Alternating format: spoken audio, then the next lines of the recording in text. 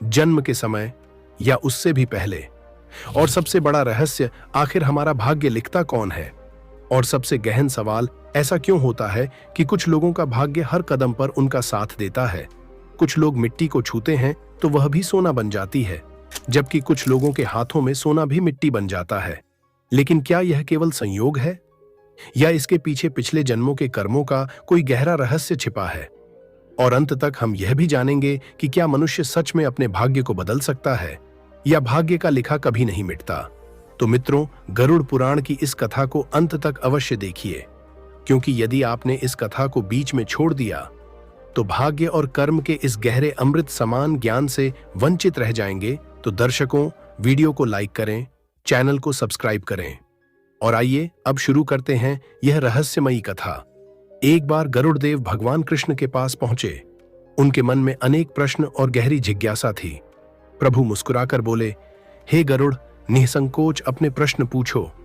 गरुड़ जी ने मनुष्य के भाग्य को लेकर एक प्रश्न किया और कहा, हे प्रभु, कि मनुष्य का भाग्य क्या पहले से ही तय किया जाता है? कुछ क्षण रुककर गरुड़ देव ने एक और गहरा प्रश्न पूछा, हे प्रभु, क्या मनुष्य की मृत्यु भी पहले से ही निश्चित होती है? क्या जन्म की तरह मृत्यु भी भाग्य में लिखी होती है? यदि सब पहले से तय है तो फिर कर्म और काल का क्या रहस्य है?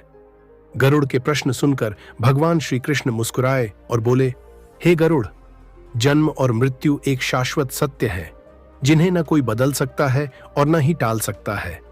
यही भाग्य का सबसे गहरा खेल है, लेकिन सामान्य मनुष्य इसे समझ नहीं पाता। अब मैं तुम्हें एक ऐसी दिव्य कथा सुनाता हूं जिससे तुम्हारे सभी संदेह दूर हो जाएंगे। यह सुनकर गरुड़ देव विनम्र भाव से कथा सुनने के लिए तैयार हो गए। श्री कृष्ण बोले, हे गरुड़, इस कथा को ध्यान से अंत तक सुनना, क्योंकि गरुड़ पुराण की आधी अधूरी छोड़ी गई कथा दुख का कारण बनती है। फिर गरुड़ जी बोले, हे प्रभु, मैं इस कथा को ध्यान से अंत तक सुनूंगा।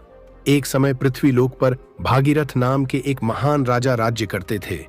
वे अत्यंत धर्मात्मा, न्यायप्रिय और प्रजा का पालन करने वाले थे।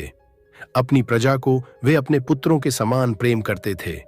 हर रात वे भेष बदलकर नगर में निकलते ताकि अपने लोगों के सुख दुख को स्वयं देख सकें। एक रात अपनी उसी दिनचर्या के अनुसार वे नगर में भ्रमण कर रहे थे। धीरे धीरे रात बीत गई और अमृत बेला का समय आ गया। हल्की हल्की सुबह होने लगी थी। राजा नगर की परिक्रमा करते हुए उस मार्ग पर पहुंचे जहां से एक घना जंगल